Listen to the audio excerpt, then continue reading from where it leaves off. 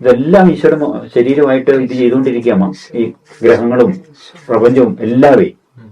അപ്പൊ അതെല്ലാം ഈശോയിലല്ലേ.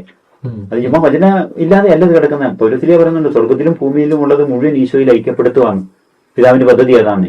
അങ്ങനെ വചനമുണ്ട്. അപ്പൊ അത് മനുഷ്യര് മാത്രമല്ല, ദേവന്മാരും ഇവരെല്ലാം ഈശോയിൽ ഐക്യപ്പെടുത്തിയിരിക്കുന്നത്. ഈശോയിൽ ഇപ്പൊ സൃഷ്ടിക്കപ്പെട്ടിരിക്കുകയാണ്. പക്ഷെ ഇനി നടക്കുന്ന പ്രോസസ് ഐക്യപ്പെടുത്തല.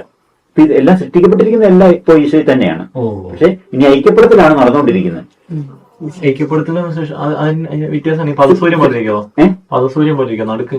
അതല്ല, സൃഷ്ടിക്കപ്പെട്ടതെന്ന് പറഞ്ഞാൽ ഒരു അതിനകത്ത് സൃഷ്ടിക്കപ്പെട്ടെന്നല്ലേ ഉള്ളൂ. ഐക്യപ്പെടുത്തുക പറഞ്ഞാൽ അതിനകത്ത് സ്നേഹം വേണമല്ലോ.